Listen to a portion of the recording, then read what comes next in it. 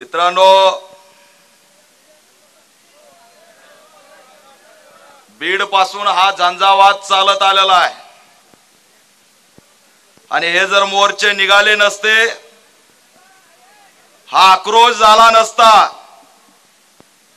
तर या वाल्मिक कराडला मकोका लागला नसता।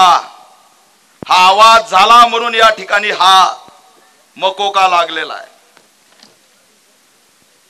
मित्रांनो, आज या मोर्चामध्ये अनेक लोक आहेत। मी 2 मिनिटांमध्ये संपवणार आहे, पण या झाडाखाली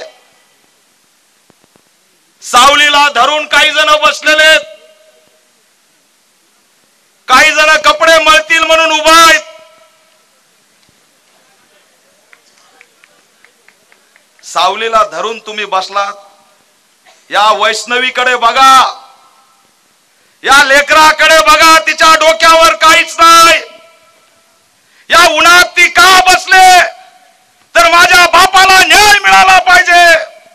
या उन्हात सूर्यवंशी का बसलाय, तर माझ्या बापाला न्याय मिळाला पाहिजे, माझ्या भावाला न्याय मिळाला पाहिजे। आज आपल्याला थोडं ऊन सुद्धा जमत नाही। विचार करा, या संतोष देशमुखच्या अंगावरती भयंकरपणे मारहाण झाली। त्याने पाणी मागितलं तर त्याच्या तोंडामध्ये नराधमांनी लघवी केली, त्याचे डोळे जाळले, त्याला हाडहाड करून मारलं। या छत्रपती संभाजीनगरला घाटीमध्ये ज्यावेळेस सोमनाथ सूर्यवंशीचं त्या ठिकाणी मृतदेह आला, कुणाची हिम्मत झाली नाही।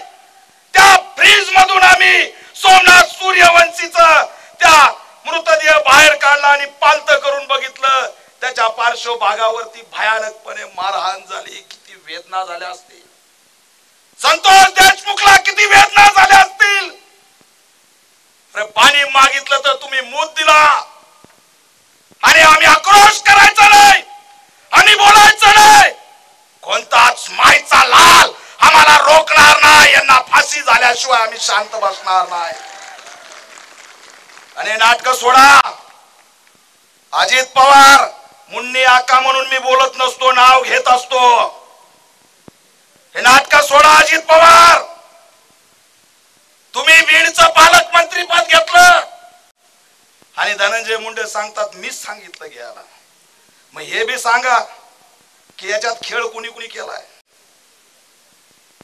तुम्ही म्हणता की मीच पालकमंत्री पद सांगितलं, मग मंत्रिमंडळातून तुम्ही राजीनामा का देत नाही? तुम्हाला वाटतंय चूक झाली तर मंत्रिमंडळातून राजीनामा का देत नाही? हे सगळे नाटक आहे। अजित पवार यांनी बारामतीचं पालकमंत्री पद घेतलं आणि बीडचं सुद्धा घेतलं।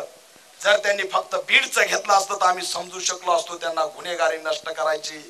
पण या ठिकाणी अजित पवारांची जी शाडो आहे, सावली आहे, शाडो पालकमंत्री म्हणून धनंजय मुंडेच काम बघणार आहेत, हे असणार या ठिकाणी चित्र आहे। हे आम्हाला कळत नाही, हे आम्हाला समजत नाही। या ठिकाणी राजकारण सुरू आहे आणि संतोष देशमुखला न्याय मिळत नाही।